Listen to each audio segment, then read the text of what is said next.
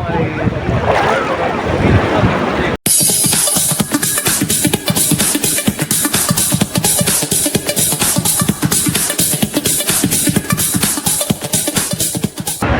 ඉතින් ආයිබෝන් හැමෝටම එතකොට අද මම ගාල්ලේ ඉන්නේ පස්වෙනි දවසේ අද මම යන්නේ රූමස්සල ජංගල් බීච් එකට. ඉතින් මට සිද්ධ වෙනවා ගාල්ලේ ඉඳලා හබරාදුව බස් එකක බස් එකක් තියෙනවා අපි එනවා ගිහිල්ලා බලමු කොහොමද.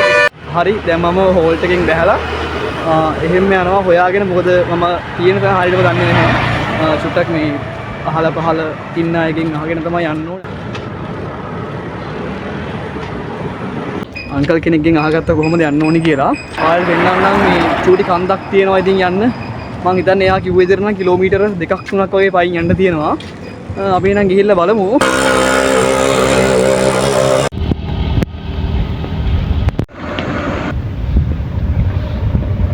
අපිට තව ටික දුරක් ගියාම මම හිතන්නේ බීච් එකට යන්න පුළුවන් වෙයි. උදේට කාලා වුණ නිසා මම මෙතන කඩයක් ගාව නැවතුණා. අපි එහෙනම් කාලෙන්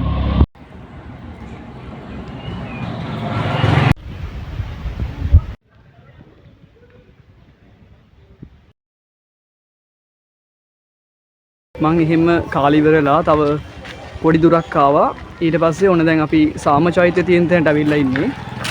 මුලින්ම එහෙනම් සාම චෛත්‍යෙට ගිහිල්ලා ඒක වැඳලා ඊට පස්සේ අපි යමු ජංගල් බීච් එක බලන්න.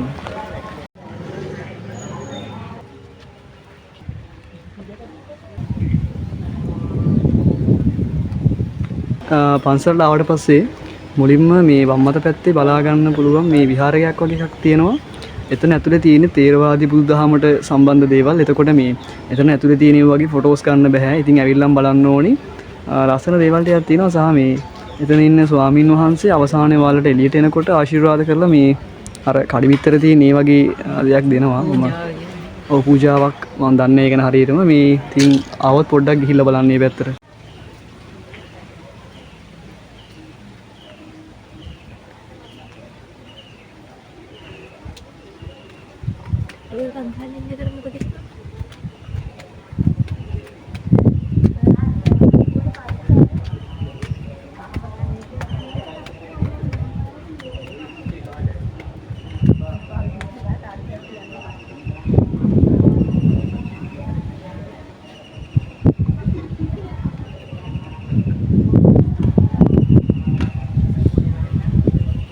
ඒ වගේම මේ මෙතන ලස්සන view point එකක් දැන් මෙහෙම බලද්දී ඔයාලට පේනවද දන්නේ නැහැ. දැන් මේ පැත්තේ මේ ඉස්සරහා පේන්නේ අර ගාලු කොටුවේ තියෙන මේ ලයිට් හවුස් එක.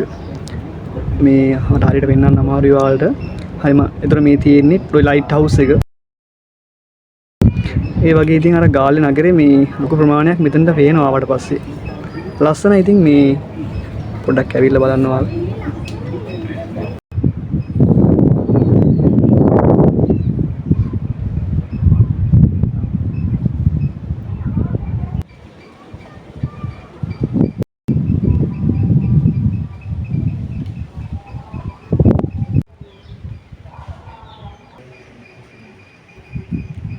ඔන්න ඉතින් අපි සාම චෛත්‍ය වැඳගෙන එතනම පල්ලෙහාට තියෙනවා පාරක් ජංගල් බීච් එකට යන්න.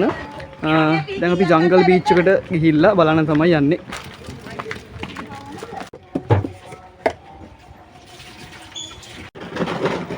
ජංගල් බීච් එකට යන අතරතුර අච්චාරු කඩයක් තිබුණා. මේ ඊට පස්සේ එතනින් අච්චාරුවක් ගත්තා. මේ කප් එක 200ක් විතර උනේ.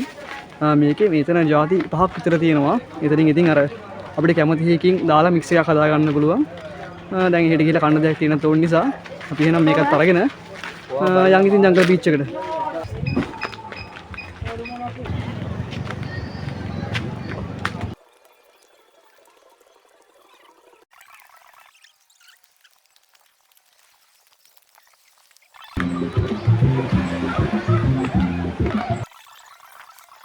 ජංගල් බීච් එකට ආවා.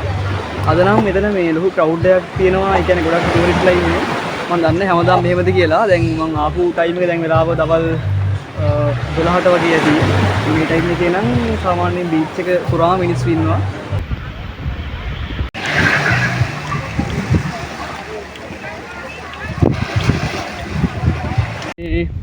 ඉතින් අද එනකොට ඇත්තටම අර බීච් එකේ නාන්න හිතාගෙන ආවේ නෑ. හැබැයි ආවට පස්සේ කට්ටිය එතන එන්ජොයි කරනවා දැකලා චුට්ටක් මගේ හිත වෙනස් වුණා. ඒ හින්දා මං ගිහිල්ලා ෂෝට් එකක් තියෙන තැනක් බලලා ඔන්න මේ ෂෝට් එකක් බයි කරා. ඊට පස්සේ දැන් අපි එහෙනම් ගිහිල්ලා නාමු.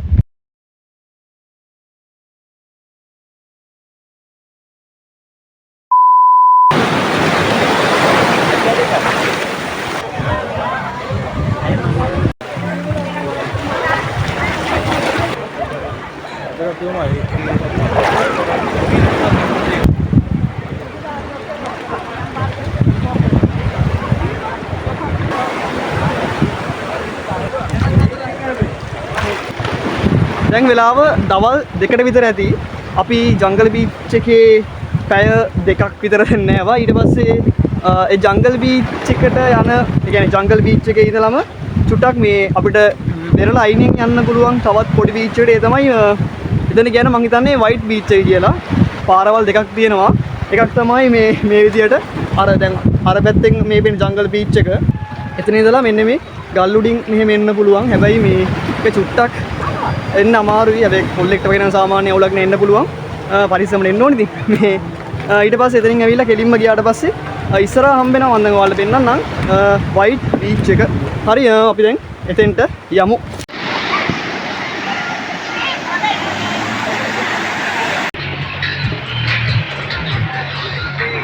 හරි ඉතින් කොහොම හරි ඔන්න වයිට් බීච් එකටත් ආවා. සාමාන්‍යයෙන් ජංගල් බීච් එකට වඩා ටිකක් ලොකු වෙරළක් තියෙනවා. හරි මේ එතකොට අද මෙතනින් අපේ vlog එක මම ඉවර කරනවා. අපි එහෙනම් තවත් අලුත් vlog එකකින් හමු වෙමු. එහෙනම් මම ගිහින් එන්නම්.